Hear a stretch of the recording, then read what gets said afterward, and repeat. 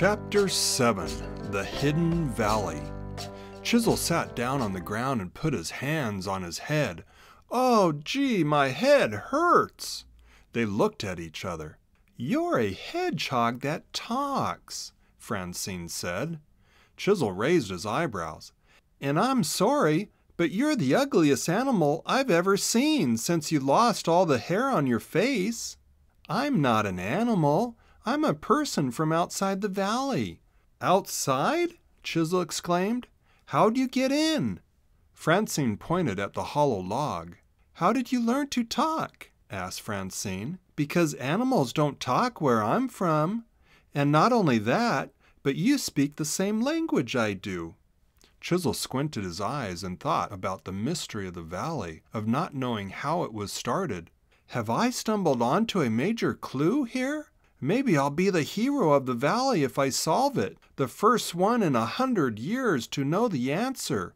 He then told her that all the animals in this valley talk. Francine said, "I should introduce myself. I'm Francine Annabelle. I'm from Maple Street in the People City." "I'm Chisel Hedgehog," Chisel smiled. The sun was about to set. Chisel stood and pointed at a branch in the tree they were under. "Climb up with me to that branch and I'll show you the valley." Sitting on the branch, the scene was beautiful as the sun set. Little farms and pastures and streams and dirt roads lined by trees.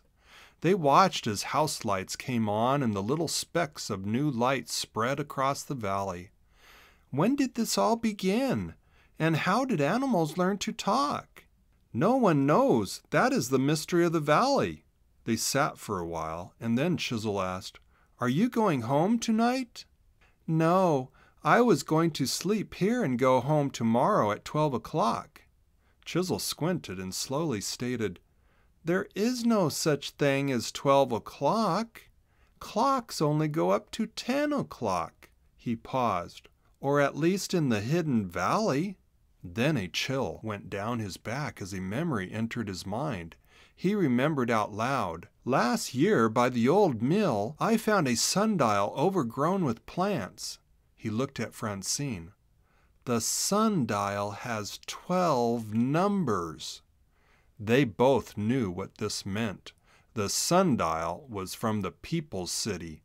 A person had been here before.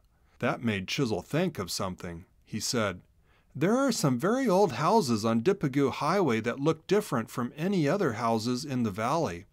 I wonder if they might give a clue to help solve the mystery of the valley. Maybe you could look at them and see if they look like anything from the people's land."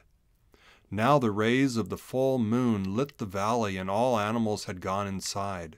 Chisel and Francine started hiking down the mountain toward Shady Glen.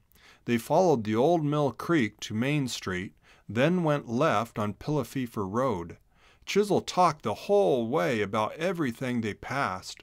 At about midnight, they finally turned left on Ucanoe Way and, soon after, made it to the old houses on Dipagoo Highway. Francine thought she had seen similar houses before, so she studied them carefully to look for ones that looked the same in her city. Then they turned around and started walking back toward Shady Glen. On their way, they took a back way to Chisel's house, and Chisel showed Francine his house and yard. At 5:30 in the morning, they left Chisel's house, walked down Shady Road Street, and turned left onto Main Street. It was so fun for Francine to look at all the little shops.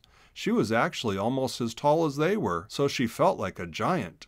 If any of the animals had seen her, they would have thought she was one. Before they went into the trees at the far end of Main Street, a door opened and Mr. Otter came out in his robe to get the newspaper. Mr. Otter saw movement at the end of the street and looked up just as Chisel and Francine were walking into the trees. He rubbed his eyes and looked again, and they were gone.